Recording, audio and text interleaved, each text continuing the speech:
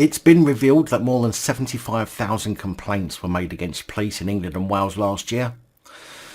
Now that's hardly surprising considering the mentality of many police these days, but obviously we've got to take into account any malicious complaints, which would of course make up a small portion of that number. 75,000 is an increase of 11%, with the IOPC saying that some forces received almost 700 complaints per 1,000 employees. That's 70%.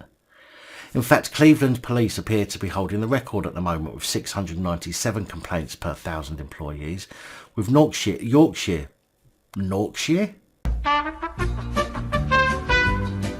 with North Yorkshire appearing to have the lowest at 90 complaints per 1,000 employees. The majority of complaints are said to have been over service delivery, and that's a very broad term and one I believe is being used to hide the true nature of the complaints. Service delivery could cover practically anything that they do.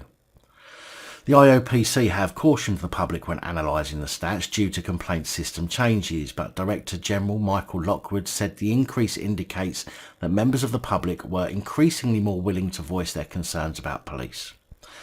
Although personally I think it's more down to the public being more willing to film the fuckers. Lockwood said that the most commonly recorded complaint type related to delivery of duties and service.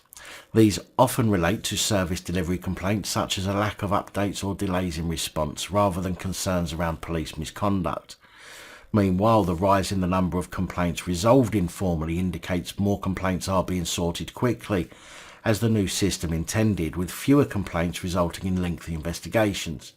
This is to be welcomed. In many cases, these are being replaced with responses that are more proportionate, with appropriate explanations and apologies. In fact, the number of cases where an explanation or an apology was given to resolve a complaint doubled. With that in mind, the number of police who have been identified in the Metropolitan Police who were involved in WhatsApp groups and the abusive use of said groups and other social media sites like Facebook over the past 5 years is said to have now reached 412. But only 10 of that number have been fired, with the majority of them just given written warnings, reflective learning practices or management advice. A Met spokesperson said the decision to dismiss an officer was taken by a legally qualified person who chairs the misconduct hearings, and that it was beyond the control of the Metropolitan Police or any other force. But yet other forces hold their misconduct hearings with the Chief Constable as the chair. It seems like a huge lack of continuity and consistency going on. According to the figures published by Scotland Yard after a Freedom of Information request, 412 Met officers were investigated between 2017 and August 2020 over their conduct in text messages, WhatsApp, Facebook, Twitter, Snapchat, dating apps and LinkedIn, among others. Of those, 109 cases led to informal or informal action. Scotland Yard did not provide full details for all of those cases for risk of identifying individuals, but they did report that 10 officers were dismissed and 7 would have been dismissed if they had not resigned or retired.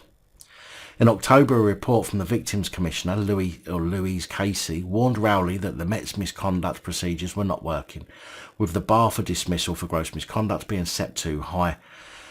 A further report is expected next year. Now, I've said it a dozen times already, there's only one way to fix this issue, and that's to fuck the lot off, restart, recheck every applicant properly and thoroughly, looking back at their previous record and identifying any issues with physical or mental behaviour, and start from the ground up. But that won't happen. The government need bullies and arse hats to be in the police, because who else is going to turn on the public at the drop of the hat in the future, when the government need to force compliance again?